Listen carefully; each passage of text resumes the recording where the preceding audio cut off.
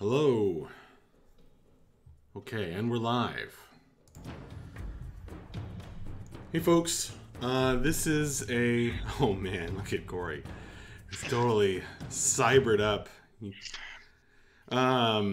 Folks, this is a special session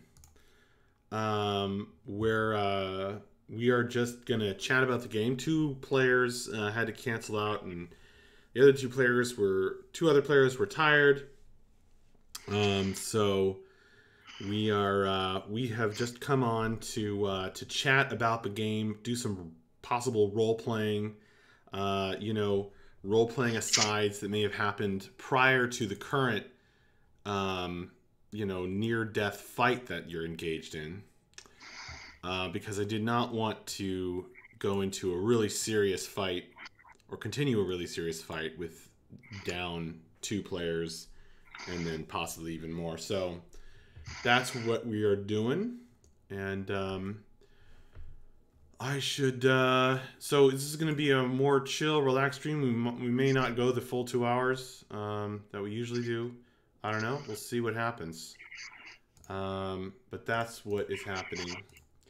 And if you are wondering, Corey has this tricked out setup. That's why there's like these colored lights behind him and stuff. Yep. It's pretty incredible. So there you go. He looks like a Shadowrun character, but we're not playing Shadowrun tonight. Yep, I'm a rigger. Exactly. Set up to take control of my drones.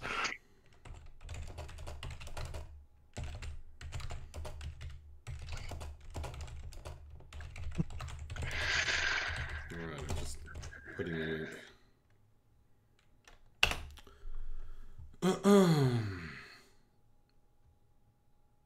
Alright. There you go. So, yeah, Kate, we were just saying that you have a bunch of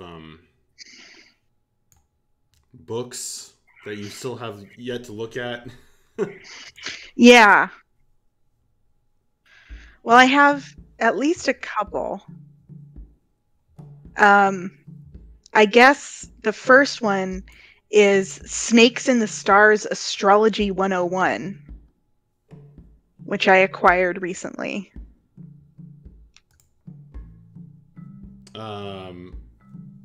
Yes. You did acquire that pretty recently. Was that within this structure? I believe so. Yeah, I think that the Dark Elf woman, I forget her name, gave you that.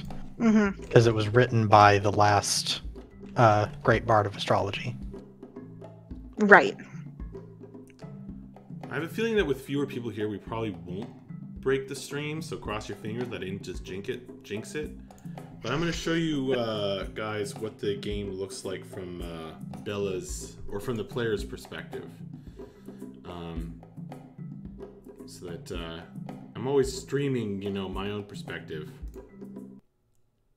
Let's see if this breaks the stream.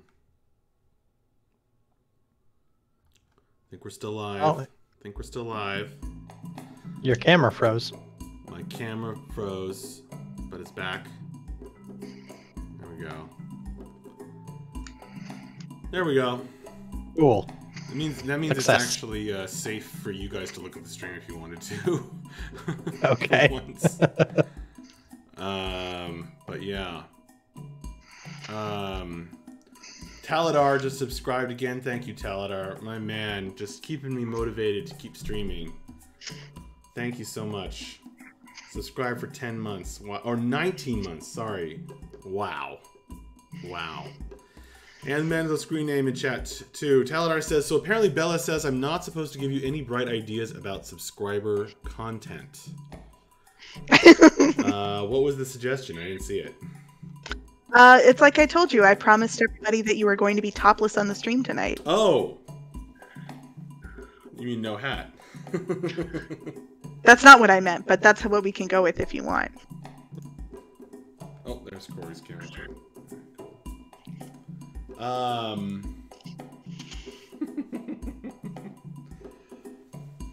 I assume that the Twitch TOS doesn't care about shirtless men, but I can't guarantee that. I would not be so sure about that. I'm not so sure.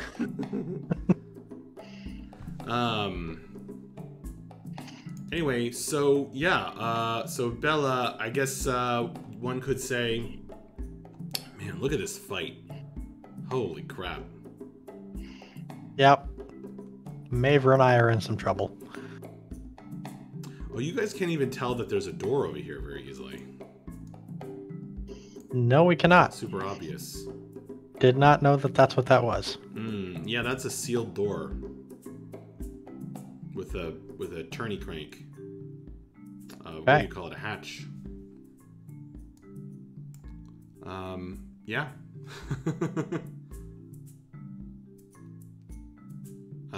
But yeah, you guys are having a real fight here. I believe I pointed out in chat the hat stays on. Yes, the TOS covers a hem dudes. And the TOS covers covering dudes, indeed.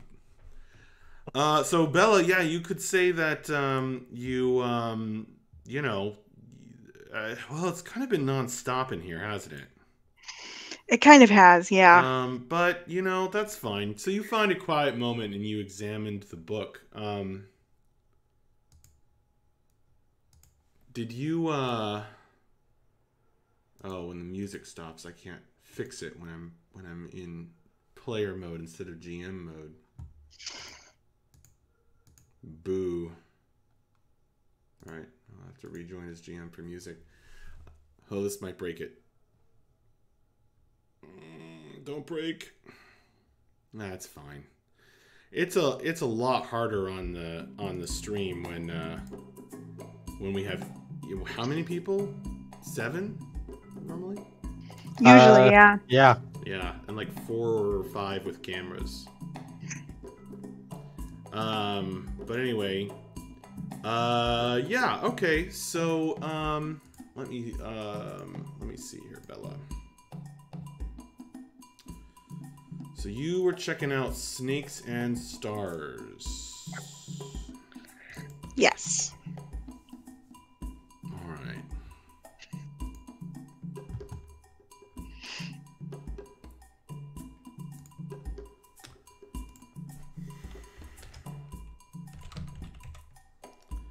And Lady Uvajar gave this to you. And did she give you any other information? She told me that it was from the library. Well, it says on the inside that it's from the Library of White Witch.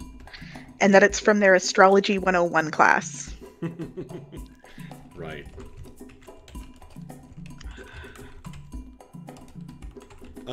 Yeah, okay, go ahead and make a fast reading roll. You can't really read the whole book, but you can make a knowledge history or just an int check. I'd rather do knowledge history. By the way, in the old compendium of all spells, they had amanuensis. Remember that? I do remember that one. That was a weird spell. Actual official spell you could cast that let you read books faster.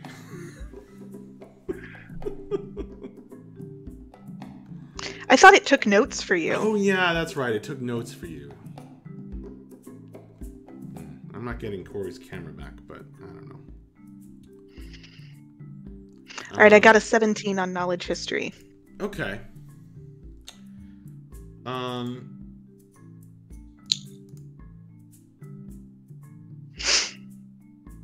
So yeah, so we can canonically say that, you know, a mixture of glancing at it now and maybe reading it later. She does the bell thing. She reads while she walks. We're going through the dungeon and she's just bumping into shit. Hey, Ethan Hans. So this is a beginner's textbook on astrology. But even the beginner's textbook has some advanced concepts in it. And with a 17, you know that, or you read in it that certain great events are reflected in the stars, can be read by master astrologers in the stars. It has like that forward. It's like, truly great astrologers can do this, right? And works created by the great bards are considered important enough events. They are important enough events that they are reflected in the stars. Goodness. Yeah, I think she mentioned something about that when she was telling me that my father was in danger. But yeah. All right. Sorry. All good. What else do you know?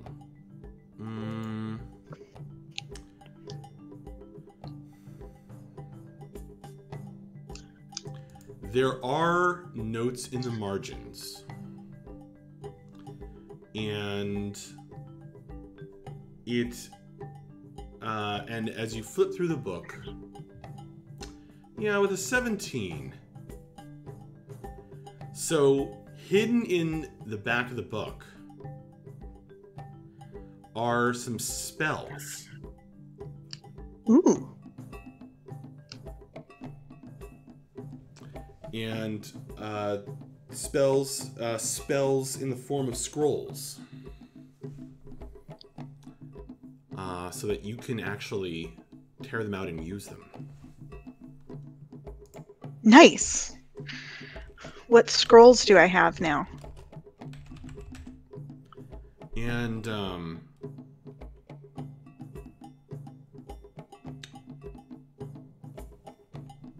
well, if you want to. Well, I want to see what they are. I mean, I'll probably keep them in the book for now, but I want to know what spells they are. Do you speak Celestial? No. Okay. There is a so these are kind of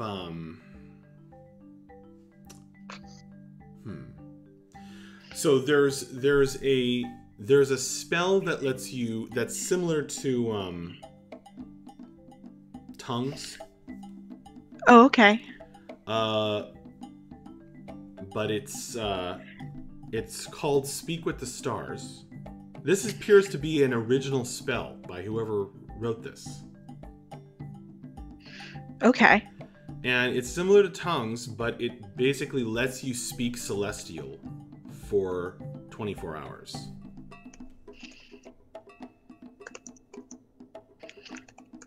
Neat. Only it's a kind of a higher form of Celestial. Okay. And there are notes scribbled in the margins of this scroll. Say this spell should protect one from the harmful effects of conversing with deities. Oh, damn. I know what I'm going to use that for. That's interesting.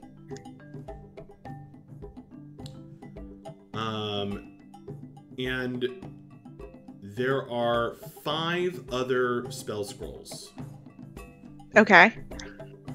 So this was quite an expensive gift, it turns out. Yeah, no kidding. The magical inks and materials that go into spells like this are not cheap, not easy to find. So if you're ready to take notes, I'll tell you what else is in there. Yeah, I'm ready. Okay. Fly. I'm going to give that one to Akiri. This one is a gift to the man with no screen name, Gaseous Form. All right.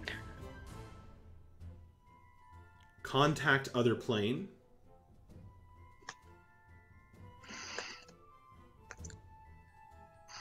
Okay. Etherealness.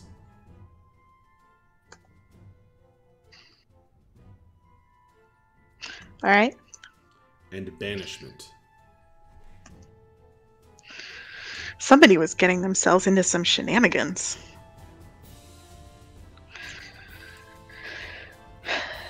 All right, cool. I mean, we have all in one. We have something that'll protect you from the ill effects of speaking with the gods, contact other plane, and banishment all in the same place. So now I know that all of these scrolls have not been used, but it sounds like somebody was planning something. Ethan Hahn's video is starting to take form, but I missed tons of footage. I'm really looking forward to it, Ethan. I can't wait.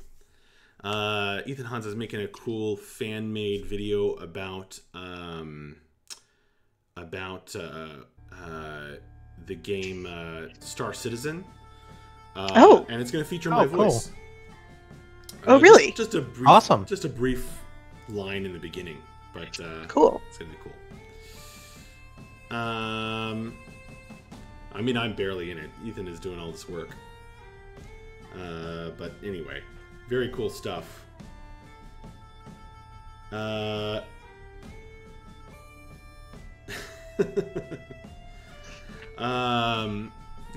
discussing vegetarianism in chat. So there you go. Oh, there's also one more thing, which is like a scroll that's like half done and then scribbled out.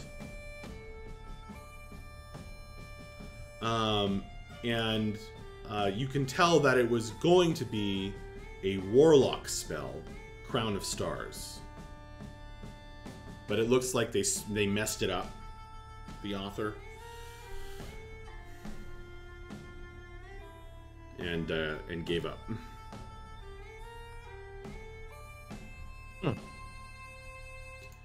I probably should have said this at the beginning, but see the textbook, rather than the cheap printings of paper that you see in modern textbooks, is made of the right kind of parchment that could actually be turned into scrolls. Hence, the blank pages at the end have been used for that. Does that make sense? Yes. Cool. All right, cool. There's a knowledge check for you. All right.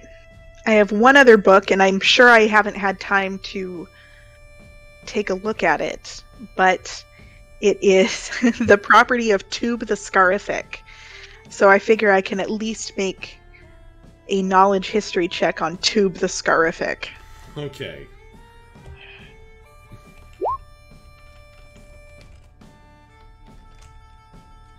"28. He is my best friend." Oh my god. That wasn't even a natural 20.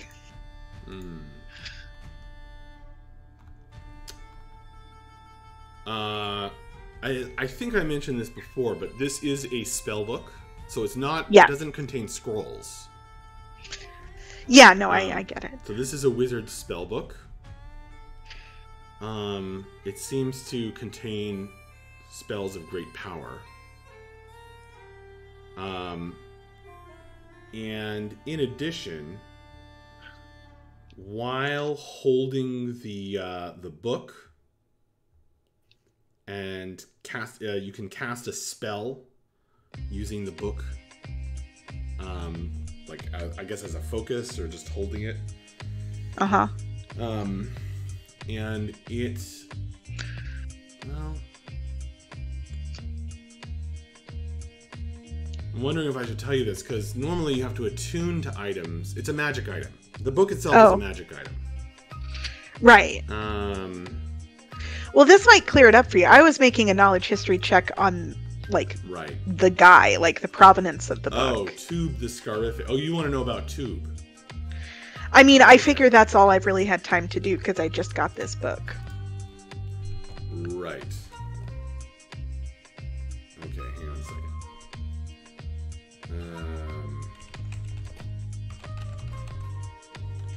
Yeah, this one's been in Bella's hands for about 10 minutes.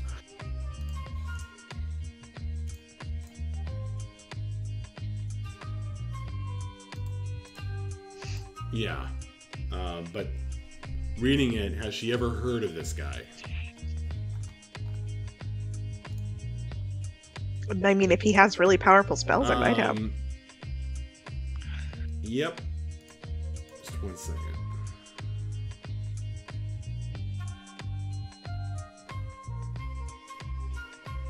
So you have heard of, you have in your reading as a bard of lore, you have heard of the exploits of Tube the Scarific. Ooh, he had exploits. He lived quite a long time ago.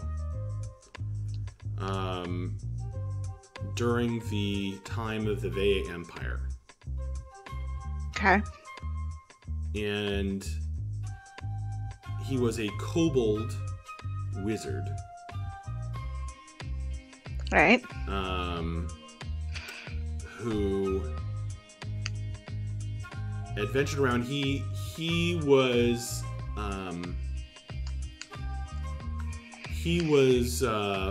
mauled by an attack dog, by a mastiff, as a young kobold. And he vowed to increase his people's power against the tyranny of the humanoids. Gotcha. He was covered in scars, hence the moniker. Mm-hmm. And he, Tube was known for his speed. Kind of like, imagine like an old, from a modern perspective, like a Western, movie, like The Legend of the Fast Draw, right? Yeah. That's Tube. He was known for his fast draw on spells. And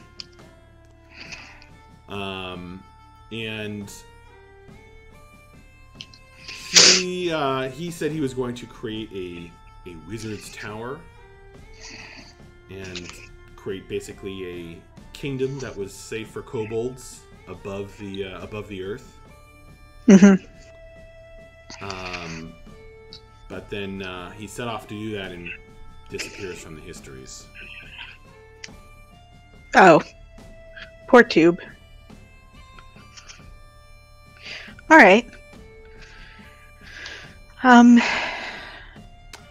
I suppose it's possible that there would be a connection between the old tribe of character who died and Tube the Scarific.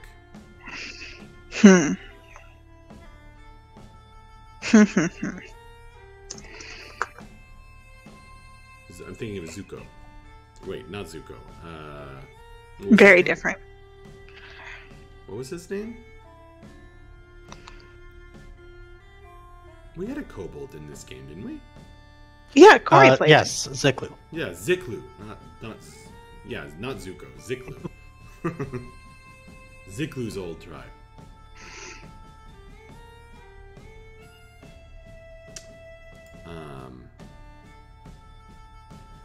Okay, you did get a 28. You did get a 28. There's another version of his origin story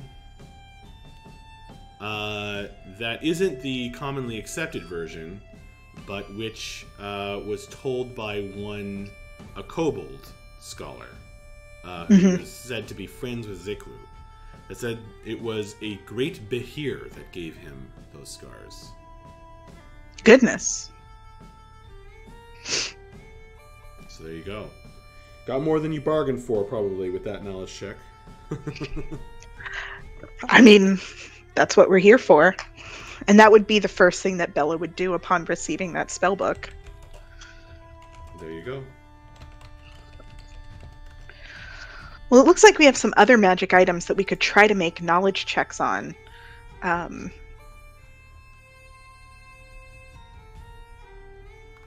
don't know. there's the leather belt with the dwarven rune on the buckle that we gave to Mavra. And then the other things that we just got in a cloth bag, we found 2 twisted sticks of metal and wood, and a ring embossed with vine and grape designs,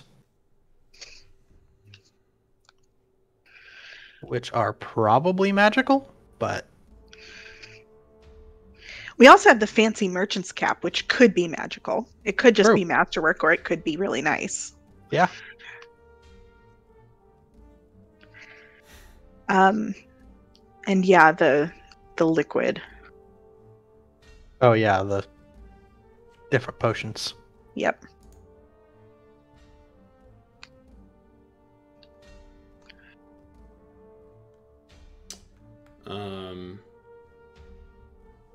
So what are you interested in?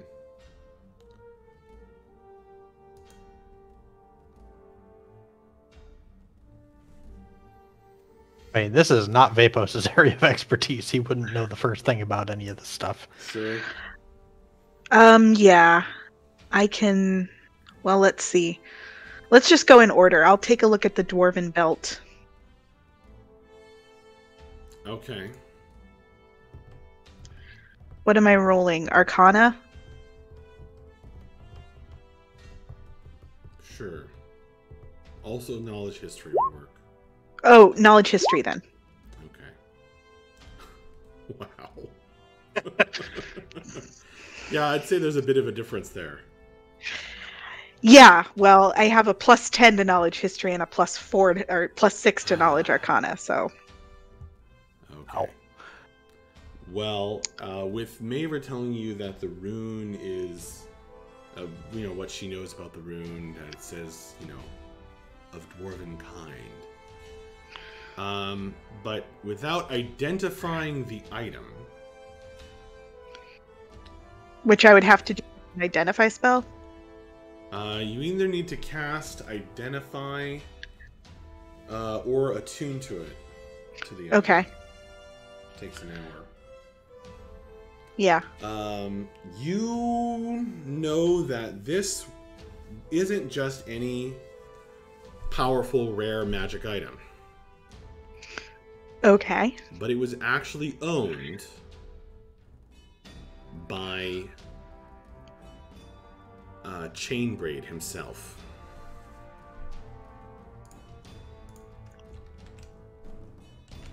Does that mean anything to you?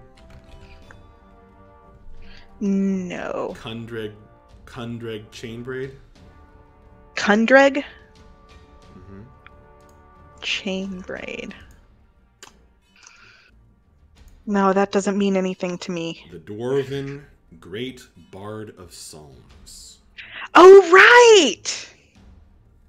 Of the Dwarven Psalmists. Yes, that does mean something to me. He is on my list.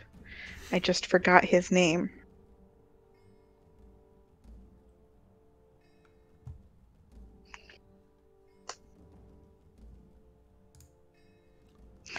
All right, awesome. Then let me take a look at the twisted sticks. Do they look identical? Or like they're mostly the same kind of thing?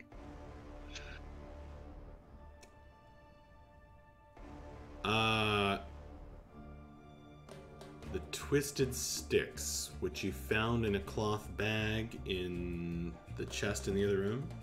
Yeah. Yes.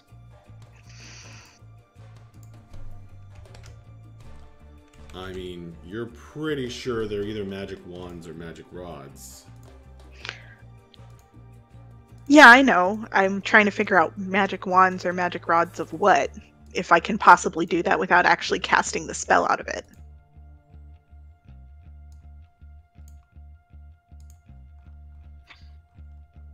How do magic items usually work now? You generally got to, yeah, either attune to it. Okay, alright. I mean, that's what we're here for. It says Identify. identify. You can use an identify spell, or you can focus on it during a short rest while being in physical contact with it. Mm-hmm. So you can do that at some point. Okay. Possibly after this fight. And then potions I can identify with a small taste. That's true. But these aren't potions. Oh dear. Oh. Well, I'm sorry. The wands? No, yeah. no, we do also have 4 potions, which is why that's relevant to me. Ah, and where did you pick those? I mean, 4 potions. Same place. Okay, where did you get them? Same place. Yeah. What color are they? It just says different colors. You said 4 glass vials of liquid, different colors. Oh, okay. Well, it would probably help if I looked at the right place in my notes, huh? And that might make things easier to recall. I was still looking at Kundrig Chainbraid, who, I mean, you could know a lot about with a 29, potentially. I would love to know all about Kundrig Chainbraid. Sorry, I know that we're being a little bit distracted here. It's just we've got a lot of treasure and we're trying to figure out what we're going to do with it. And I had to look up the rules for how to identify something in 5e because I only remember how to identify something in 3.5. You know, let's just... this always happens. Let's just... I'm just gonna tell you. I'm just gonna let you identify them. Okay. So the spell book, as per the story, basically gives you access to the Quicken spell. Ooh. That's pretty cool. Mm-hmm.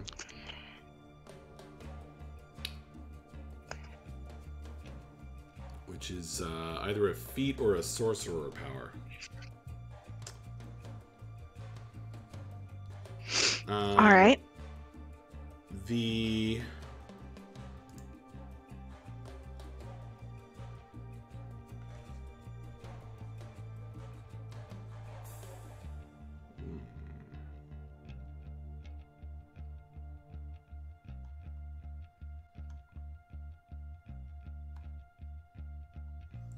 wait, okay. Just to double check, the wands you found in here?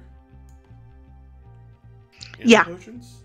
We found the wands in the chest that we looted. Okay. Yeah, everything we've been talking about so far, except for the first book, came from that chest. Okay.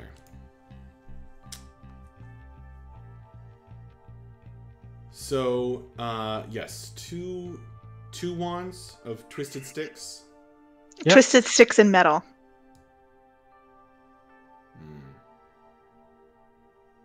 Twisted Sticks and metal, yes. Okay. So, one of them is a wand of secrets. Okay. I'll give you the text of what that does, but it lets you find secret doors and traps. Okay. That's cool.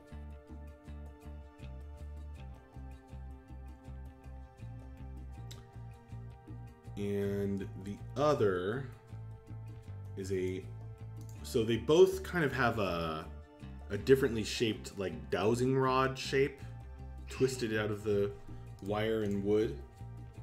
Weird. At the end of the wand. Mm-hmm. And the other one is a wand of magic detection. Okay.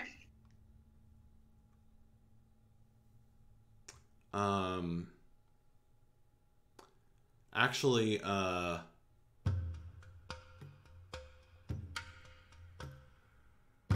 ignore the thing about the expended charges, because that's just unnecessary dice to roll. It just gains 1 charge every day. Okay, cool. To a maximum of 3? To a maximum of 3.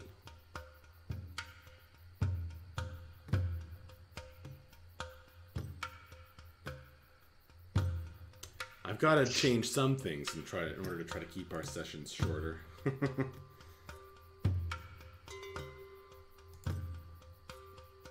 And yes, Rosie is being raised as the next great DM in our family's history, Ethan Hans.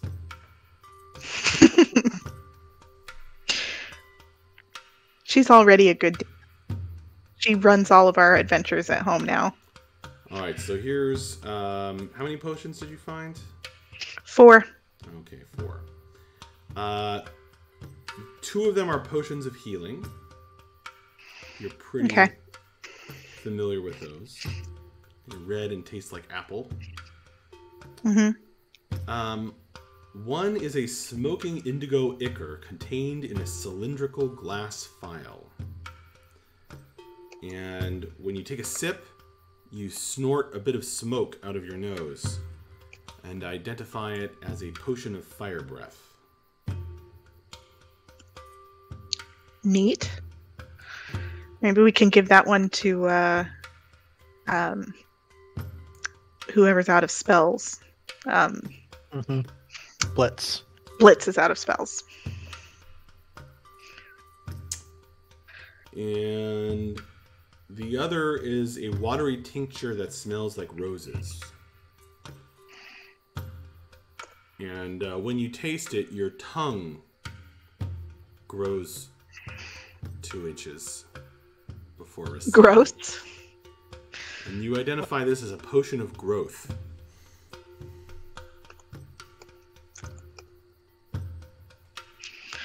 Well, I did not like tasting that. Rose would love that. Oh, yeah. She would think it was amazing.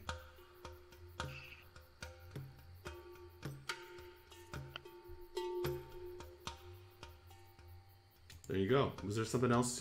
Fantastic. There was the ring, embossed with vine and grape designs. The ring, yes.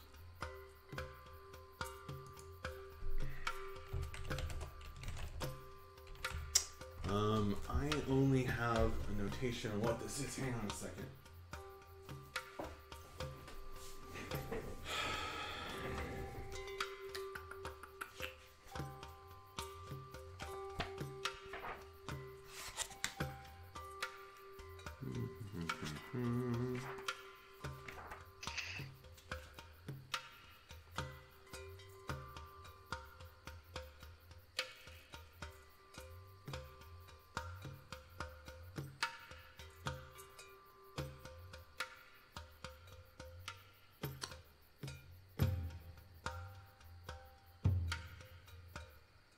So this...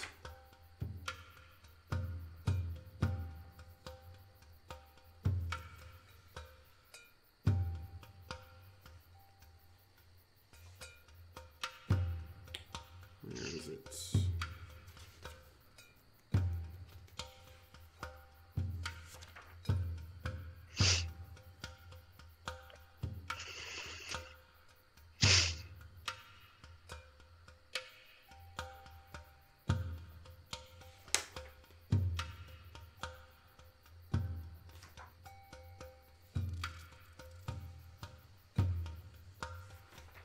Just a second. I know it's in here.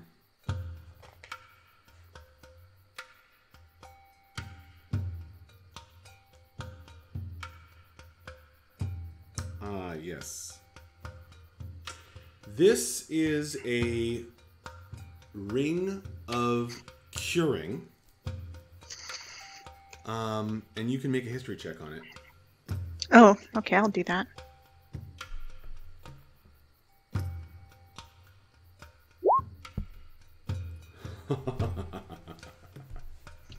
It just keeps getting better and better. All right. Well, now this ring is my new best friend. You need not wonder why the monsters of this, who you were just seeing, were not wearing this ring, this powerful magic item, because it is for those that cast cure spells.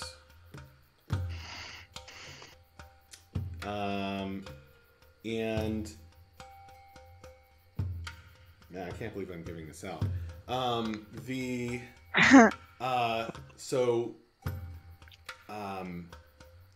In the southeast of the Wildlands, okay, you got a natural 20. Okay. So you know, like, the history of this flippin' ring. Yes. In the southeast of the Wildlands, there are a number of vineyards. And okay. The wealthy folk there, the nobles there, keep Aarakocra as pets. Yes. And there is a temple there that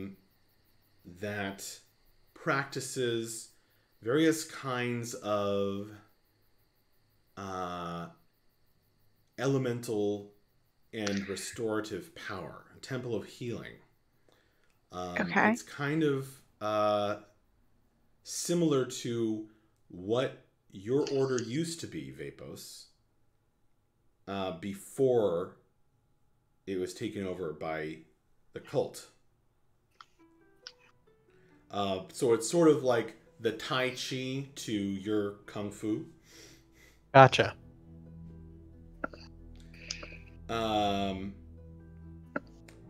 And this ring must have been worn by a high priest of that temple who was trusted to leave the plantation, so to speak, leave the vineyard. Mm-hmm. And I guess ended up being slain on an adventure while serving his lord and master, who probably was a noble with a high opinion of himself, who ended up perishing in the dangerous Ubin Tower. Indeed.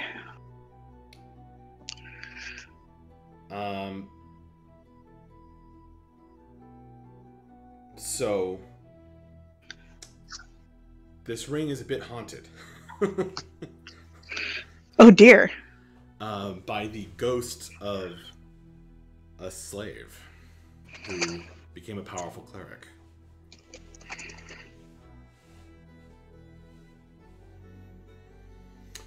But was still bound to his master of old, who would likely have been an archmage in the days of the Veye Empire. My God. So what does this thing actually do? This ring is a boon to those who spend their lives healing others.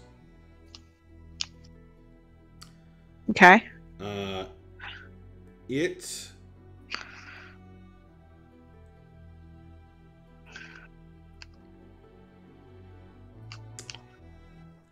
increases the dice of cure spells that you cast by 1 step.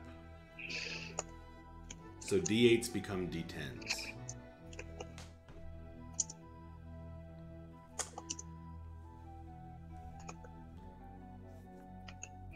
Pretty cool.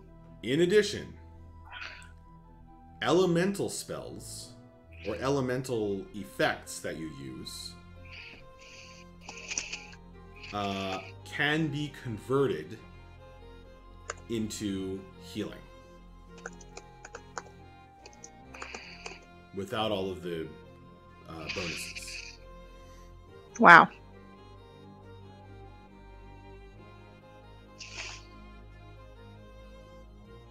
So you can, if you use a what's an elemental spell, like hurl flame, you can instead cast Hurl healing. Cure Light Wounds. It lets you basically use Cure Light Wounds. Cool. With the buff from the ring. Cool. There you go.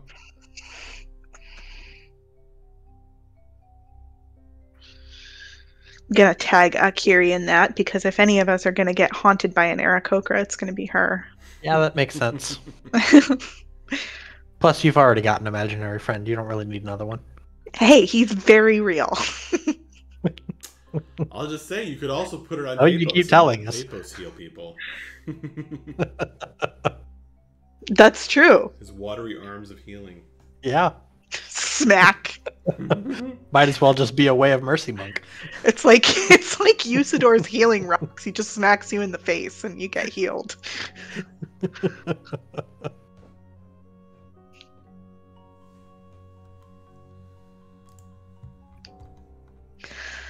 All right, what else do we have? That's some awesome stuff. Yeah, this is good. This is good magic stuff.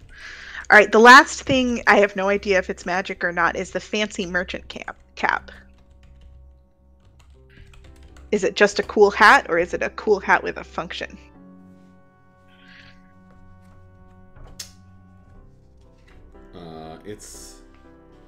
It appears to be non-magical.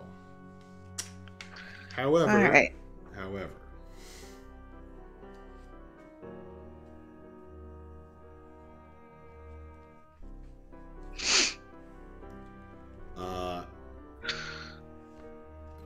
You know, we're kind of doing this like outside of the normal time progression, you know? Like at some point you're gonna figure this out, you know? It actually has a permanent Nistel's magic aura effect on it to hide its magic aura. Oh, damn.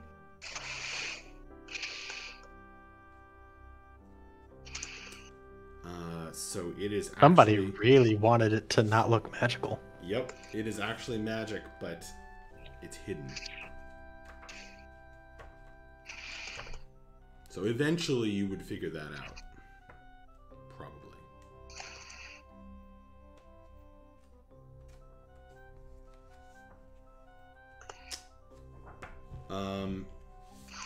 And when you do so, you will realize that it is enchanted to help you when you are during negotiations, when coin is being exchanged. Oh, goodness. Mm-hmm.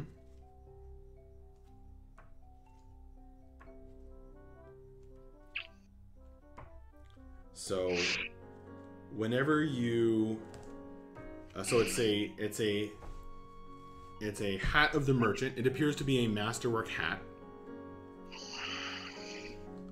Okay. But in reality, whenever you buy and sell things while wearing the hat, you get advantage on any checks for negotiation.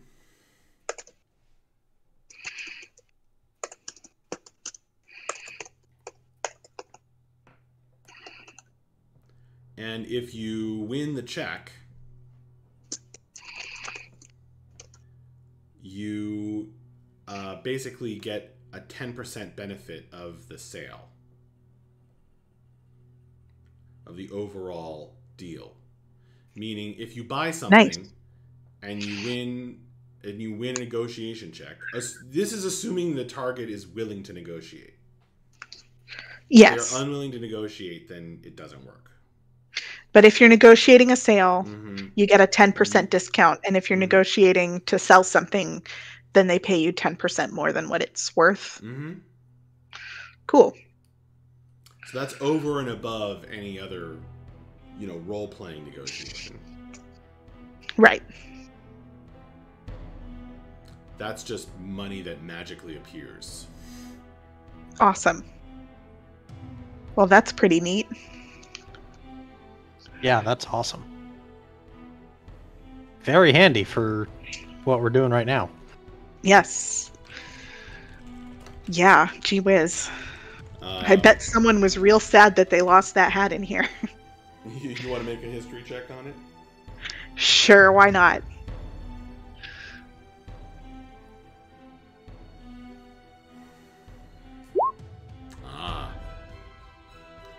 You strongly suspect that in the various negotiations with the archmages of the tower, somebody began to suspect something was up. And got pissed off and killed this guy. Well, doesn't that just suck for him? It could have been the very same one who haunts the chest up above, the interplanar merchant. Right. That fucker. Or part of his same caravan. Gotcha. Okay. Neat. Yeah.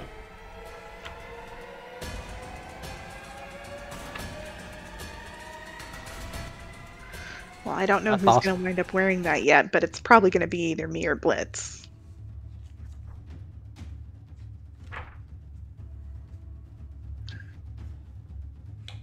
All right, nifty. Do we have any other magic stuff we've been holding on to? I'm trying to scroll up in the chat and see. Vapos isn't carrying anything else that we haven't already addressed in some capacity. Still need to know more about his Shadow Dragon dagger. Okay. Just know that it's got some kind of banishing powers. I mean, I can do a knowledge history check on them. That's been pretty successful so far. Doesn't hurt anything. What are you doing? Knowledge history check on his punching dagger? The Shadow Dragon dagger. Shadow Dragon dagger. It was the I believe it was the tooth of a Shadow Dragon. And we know that it's got some kind of power for banishment, but I don't think we've got the full details on it. Well, I got a 22 on history. You better tell, you should tell everything you do know about it. Yeah, what we know is that it's some kind of weapon that's related to the order that I previously belonged to, because my master had a twin to this dagger. And he said that I would need to master it in order to deal with a problem that's coming up soon, kind of in the or further to the east, we think. Gotcha.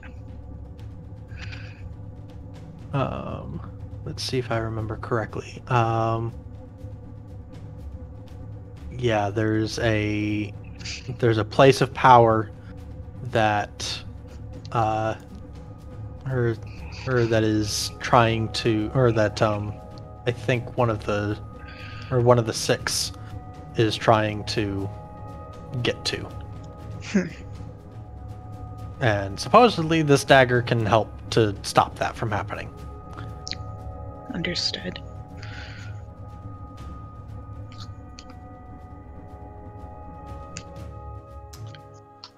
So,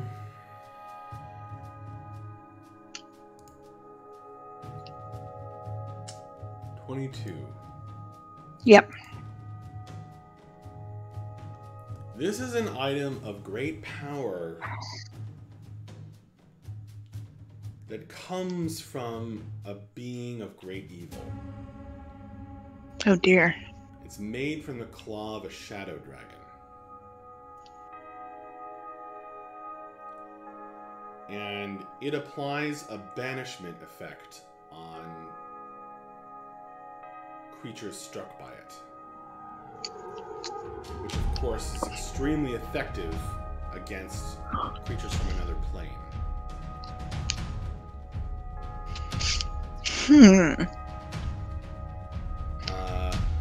It has been used both for great good and great evil. It's very old. Okay.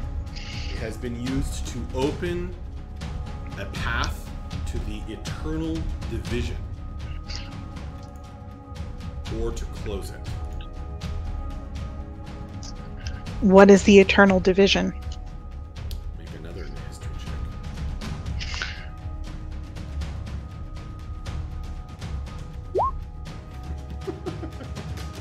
$25.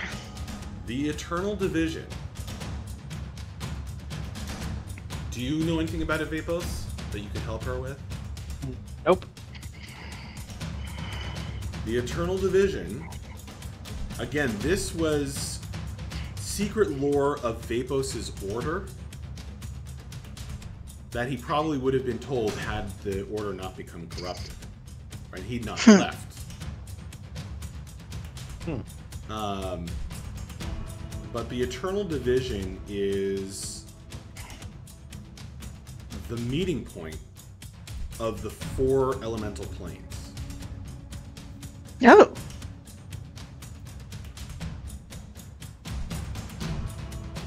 And it kind of... It's a part of defining things as they are. Like in the idea that, you know, we have fire and water and earth and air within us. Mm-hmm. And all things have that within them. And that sort of springs from the eternal division. In that air is not earth. Earth is not water. Gotcha. So it's like the thing that makes all of the 4 elements distinct. Exactly. Okay. And all of that changed the day the Fire Nation attacked.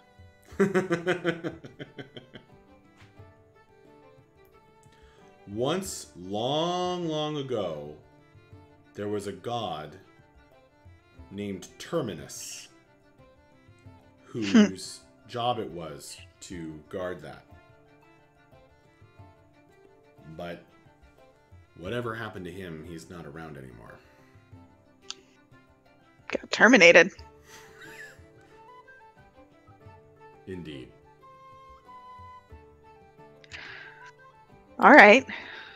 Wild. So this specific dagger has been used to open and close pathways to this place where the 4 elements all kind of run up against each other but don't touch. Mm-hmm. So now, the good act is generally closing it. Okay. Not opening. Gotcha. Pathways have been opened to give access. That's probably how the Netheros got their power. Ew. Okay. Yeah. I mean, we did know that they're... Gotcha. And this one of the Dark Six, I'm using Vapos' phrase here. Mm-hmm. This one of the Dark Six, were they to access it, perhaps even could gain even greater power. Or perhaps it could be used to cut off their power. But the exact methodology is not currently known to you. Well, it looks like they're trying to open that gateway to the Eternal Division. Interesting. At the Ocean Spear Geyser. Right. So yeah, that would be really bad if that happened, I think. I mean, generally, I don't want the Nethros to go anywhere or do anything, because anytime they do that, something bad happens. This is not the Nethros. This is the Dark Six. Yeah. So this is like the Shadow and specifically the Dusk. The Dusk. Okay. So you do tell her. Yes, I will tell her. Goodness.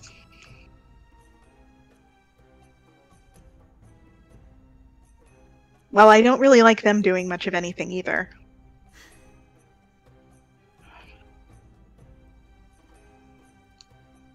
Although we never actually found out if the Shadow was evil. His name is the Shadow. Yeah, you know.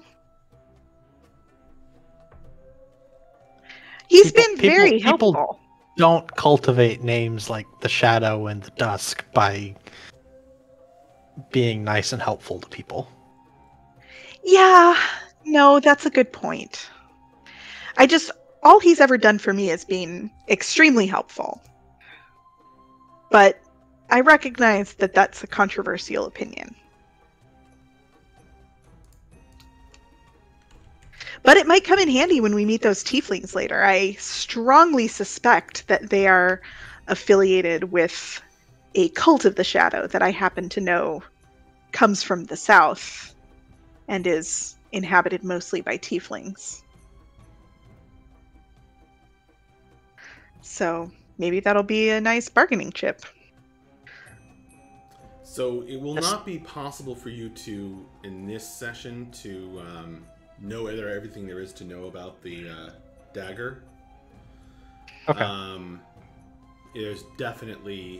It's a dangerous thing to use, but it's very powerful. So I hope that's clear. So if you stabbed those guys behind us, for example,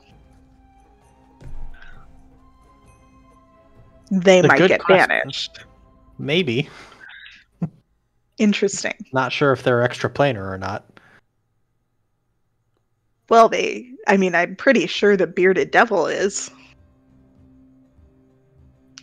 Oh, sorry, I thought you were talking about the things that are next to me. Oh, right. No, I was talking about the devils. Gotcha. But, these guys, I don't know if they're extraplanar or not. I suspect that they are. But I don't know for sure. Mm-hmm. But it might be worth it trying to stab that guy with the knife anyway, just to see what happens. I mean,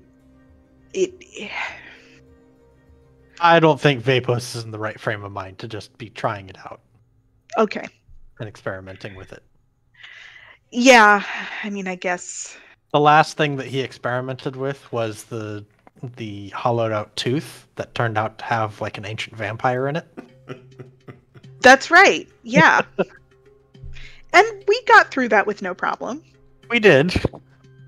But that's right. Yeah. You banished the ghost. I did. Mm-hmm. That's how we know that the shadow dagger causes banishment effects. But that left a bad taste in Vapos's mouth. So he's gonna want to study it more. Gotcha. This is the spell banishment, by the way. It's the actual spell. Yeah, that's what I figured you meant. Okay. So it works on creatures from the material plane. Right, it's only temporary for them. Right. Okay. Well, there you go. Yes, it has. This item has several interesting connections.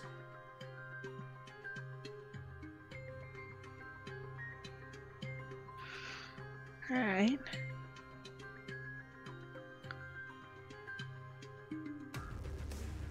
Cool.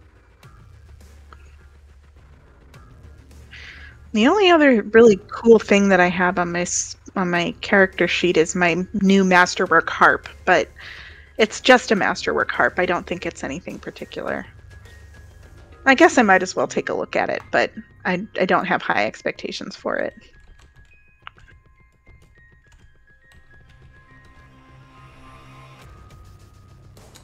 So the goblin who sold that to you was the tinker.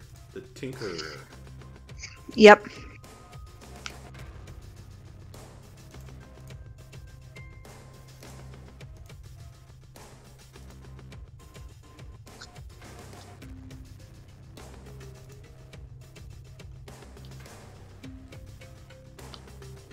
Everyone knows Tinker's return favors thrice. Well, here's hoping that means this harp is better than I think it is.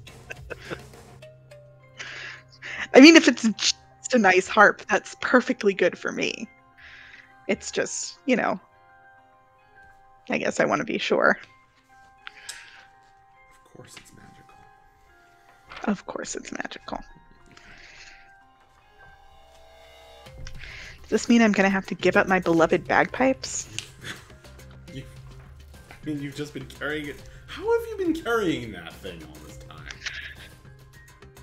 I mean, I really like to play the bagpipes. Oh, no, the bagpipes, the harp. He's been carrying it because this is D&D. I thought it was just a little harp. I thought it was just a little, it's like why bother hand giving harp. out, you know, bags of holding? Magic backpack. I thought the harp was small, but maybe I'm mistaken in that. It is a lap harp, but still. All right.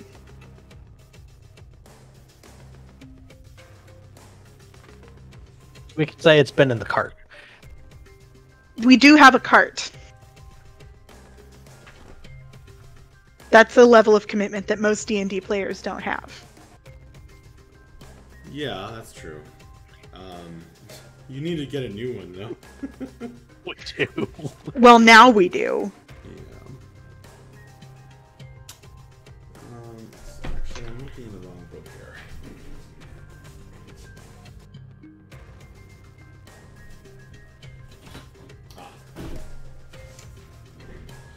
It's probably in here.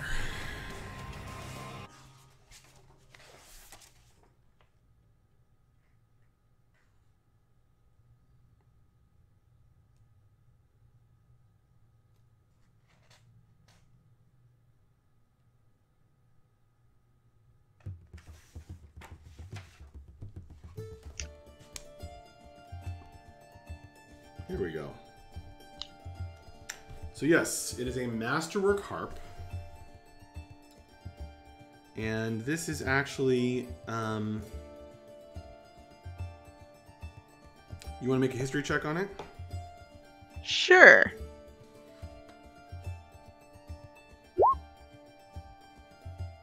$24. All right.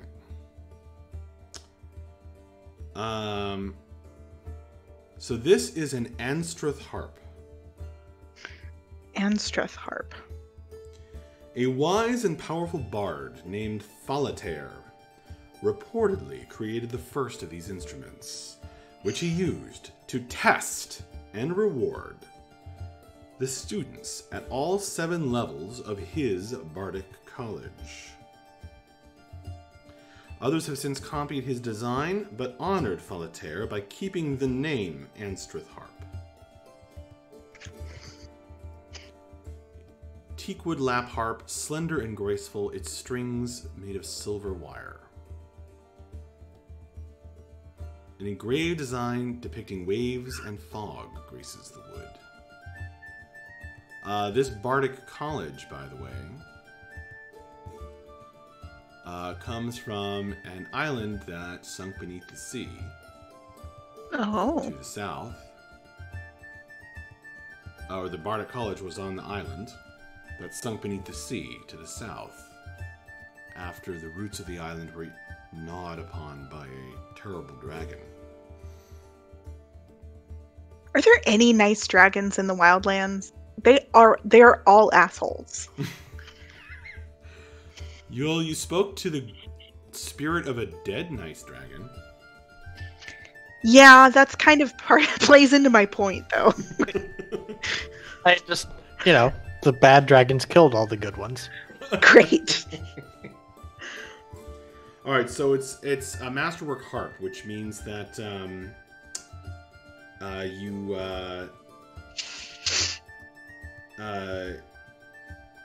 you gain advantage on perform checks while using it. Okay.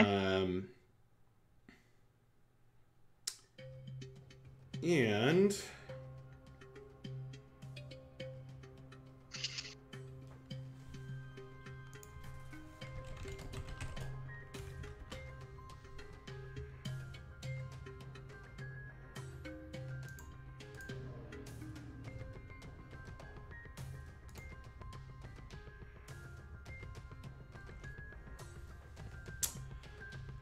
okay.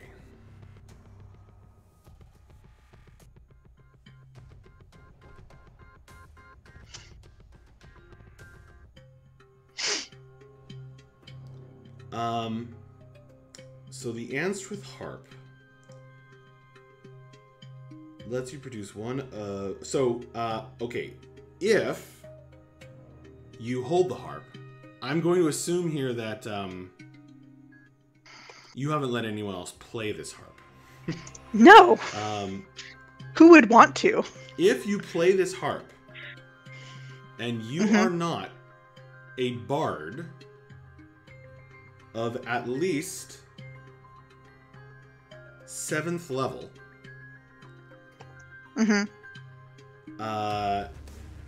it curses you. Jesus Christ. Well, good luck keeping Breff's hands off of it now.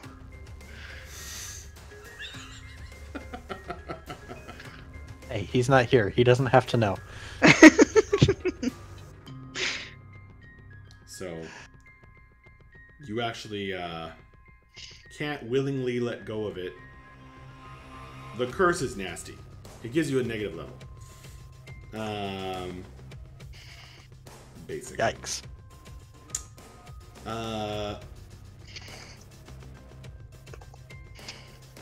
However, if you are a bard of at least 7th level and you have proficiency in perform string instruments,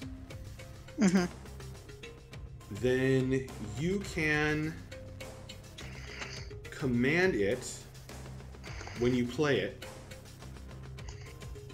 You can use up a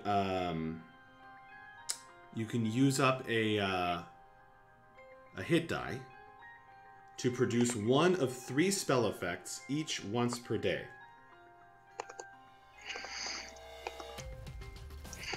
Okay.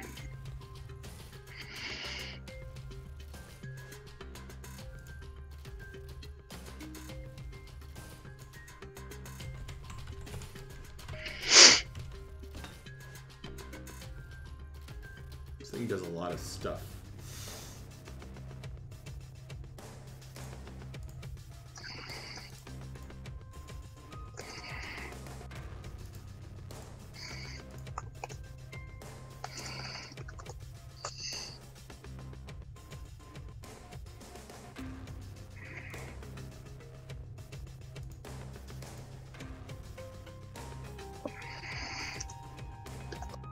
Okay, so yeah, it has a number of powers.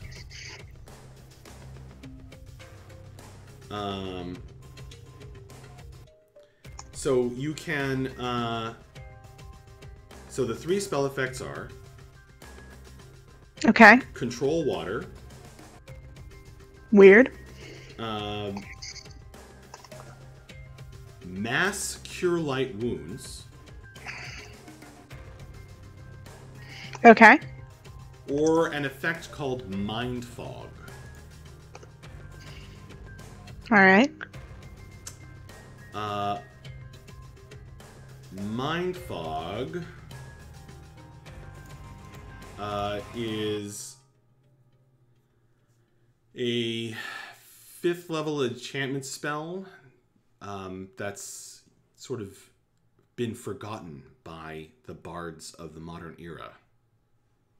Goodness. Casting time 1 action, range 150 feet. Verbal and somatic components.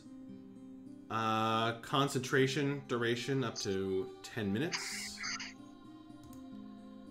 Mind fog produces a blanket of thin mist that weakens the mental resistance of those caught in it. The mist fills a 20-foot radius sphere and lightly obscures the area. When the creature first enters the fog, it must make an intelligence saving throw or be affected by the spell. The affected creature has disadvantage on checks and saving throws that rely on intelligence, wisdom, or charisma. Affected creatures take the penalty as long as they remain in the fog. And if they leave the fog, they continue to be affected until the start of their next turn. Okay. And just like a fog cloud, it's stationary, lasts for the duration, or until a wind of moderate or greater speed disperses it.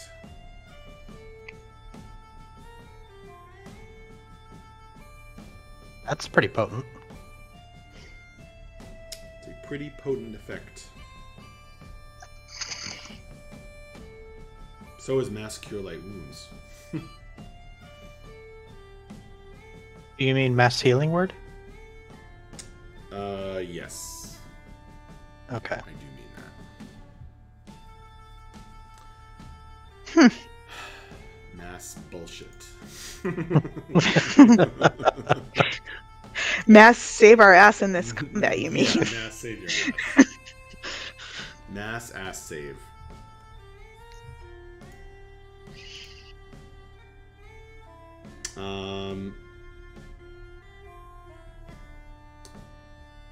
Now, it can do other things, but they have to be unlocked by having the harp played by a bard of 20th level.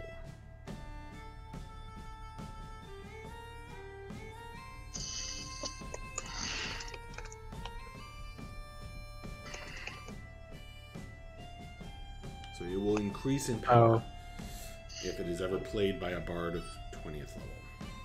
Cool. So I can give it to them and then take it back? Yeah. Neat.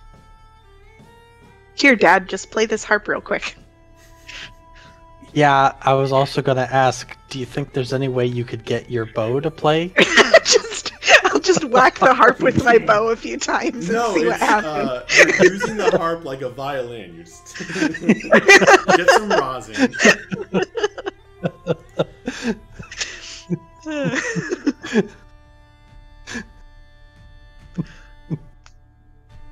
So there you go. Hey, awesome. I'm sure it's easier to do with your bow than it was when when he was in an axe. Yes. No, don't want to hit the harp with the axe. Him being in the bow is just better in every regard. It really is.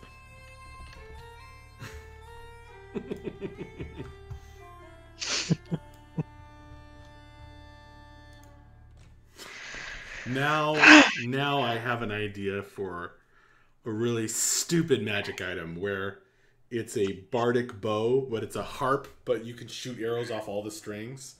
Oh my god.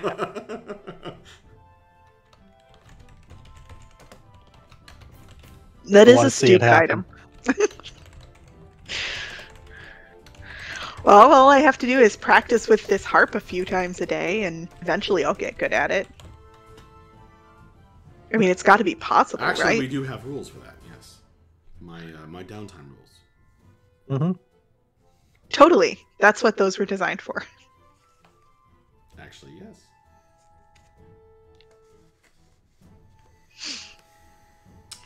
Alright, neat. Didn't you guys find some gloves? That you identified?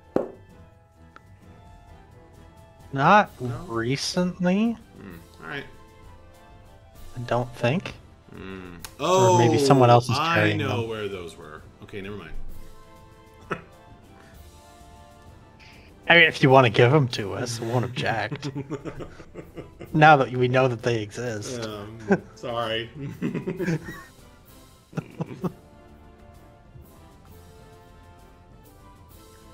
Well, there you go. More treasure. While we're checking for random items to see if they're magical, is there anything magical about my tinderbox? The one you started the game with? Yep, that one. No. What did you think that was happening here? Look, we're doing downtime actions. It's worth checking. Okay, there were 2 items here that we didn't think were magical that turned out to be magical. That's true. Just because Kate asked. Well, she never checked on the harp. True. No, I never did. I said it's a masterwork harp, and then she just carried it from then on. And then the hat, I'm just telling you because you know we're playing tonight, and that's what we're doing. Yeah. But yeah, I really I should have streamed working on this dungeon because it's a cool dungeon. There's a lot going on in here. Cartography by the Chepeku, CZEPEKU Patreon. Very worth every penny. They're the best. Yeah. Tinderbox. Might as well ask. I'm gonna use this harp to cast control water and ruin Vapos' day. I have done that where I've made like certain mundane looking items like powerful magic items and the players never figured it out. Oh yeah, like what? Well, I didn't do it in this campaign. Yeah, but you've probably done it in the campaign. Well, actually I did, didn't I, with the harp and the hat. Yeah. So yeah. There you go. No, one time I had a game in the Darkshroud campaign where, yeah, they found this. It was a wand with like a. It just looked like a stick. Okay. So like, I was like, oh yeah, in the chest there's just like a stick. And they're like, a stick? I'm like, yeah, it's like a twig. And so, like, he's like, hold it up. He holds it up, and he's like, okay, I cast Detect Magic. And I'm like, you detect all these magic auras. So at the in that edition, like, Detect Magic, right, it was like a cone, and then you detected all the magic auras in the cone, and you had to sort of, like, go through it to identify them all. And he's like, oh, it's just, like, I'm just seeing, like, magic items that I'm wearing or something. And so they never, they carried the stick around, but they never suspected how powerful it was. Wow. That sounds like a them problem, though, knowing the players who were in that campaign. That's true. I mean, you find a twig in a chest. You cast Identify on it. You do.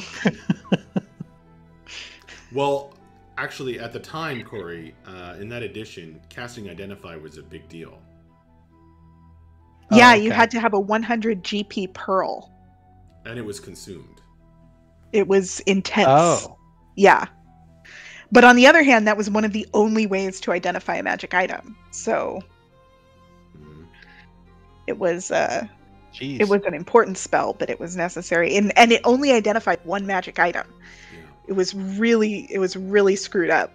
Max made a house rule because we were like struggling so hard to use our magic items. Max made a house rule that it identified 1d4 magic items. But yeah, you had to spend 100 GP to identify anything. Jeez. Well, you know, it was interesting because you would go and you would hire like somebody, you know, who could identify items more cheaply. Right. And that sort of thing.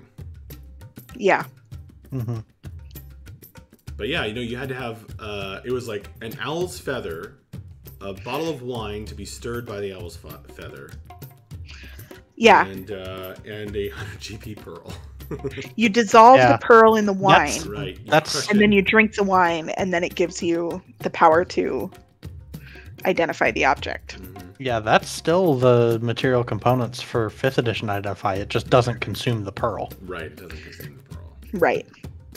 That was the killer thing, is that you'd have to. So every now and then, like, you're playing and Max would see like a pearl necklace, and you just freak out because it's like, oh my god, finally I can identify all these things that we've been carrying around all this time. That, there was a magic pearl necklace, but like the effect wasn't that strong. And so the players decided, let's just use it for identifying spells. Yeah. That was funny.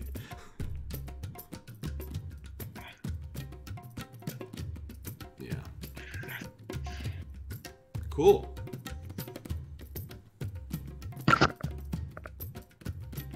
Yeah, 3.5 was kind of hard mode compared to 5th edition. Yeah. I know bits and pieces from playing like Neverwinter Nights and Baldur's Gate and stuff, but right. Oh, it was so flawed, but also so good. Mm-hmm. I'm definitely going to run a modified 3.5 or 3.75 game sometime. Bring back the Adaro campaign. Corey would love the Adaro campaign. Yeah. It sounds like a lot of fun to me. That's right up your alley. Whenever you want to do that, I'm happy to work with you on the system and working out the kinks on making the homebrew edition. Sure. The lovingly mixed together Asian and European fantasy. Yeah, that sounds really cool. The Path of the Nine Swords. Path of the Nine Swords. It was pretty neat. Yeah, that's probably the most extensive campaign setting that I built. It was pretty huge.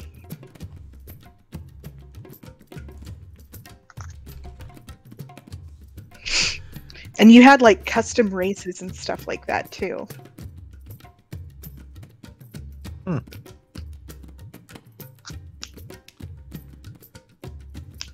Alrighty. Well, was there any other items or any other role-playing stuff you guys wanted to ask about?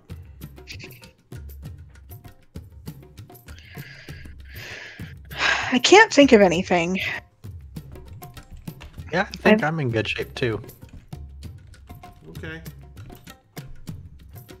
If you're sure.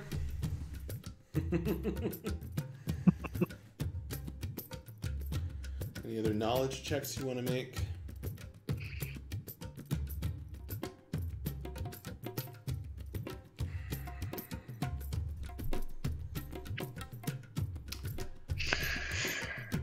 I wish I had a running list of the knowledge checks that I made at low levels, because then I could go back and remake all of them now with my plus 10. Yep, that's what Chris. But I don't have that information. That's what Chris used to do. Yeah, running list. That and a to-do list.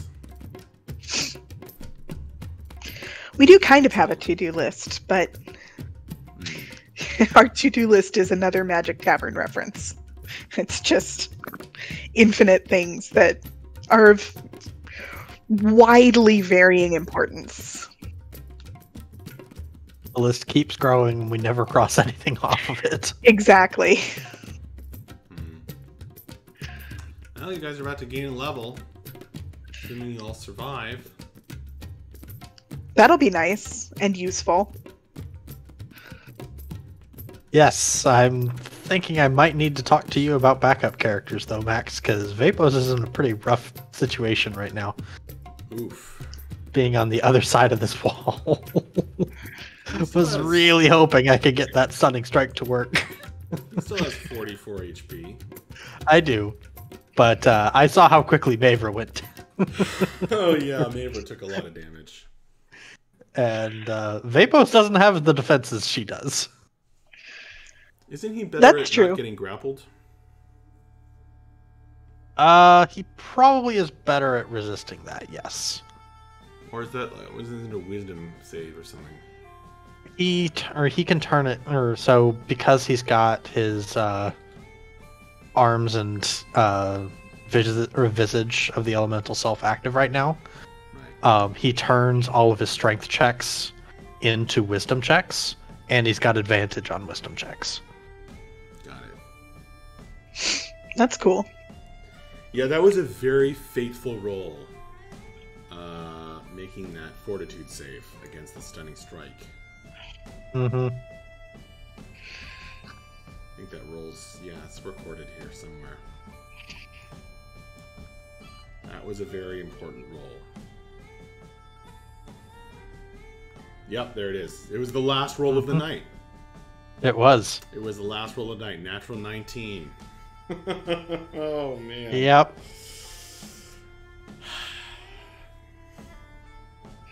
I'm sorry. Hey, it's how it goes. I made the decision to keep going after he used that shield. Yes, he used the shield spell. Mm-hmm. That is right.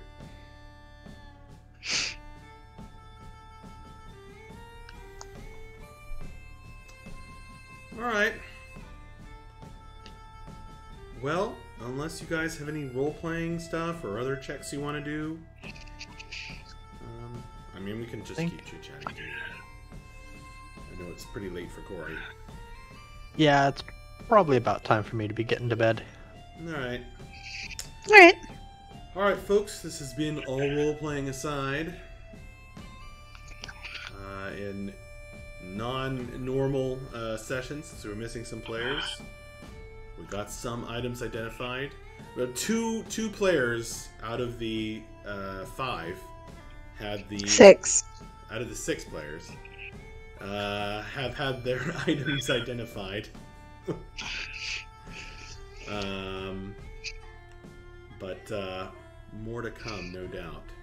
Hopefully, we'll be on next week with luck, and we can finish up this terrifying battle against the Illithid, one way or the other. Trusk. You're very welcome, Taladar. Thank you for hanging out, guys.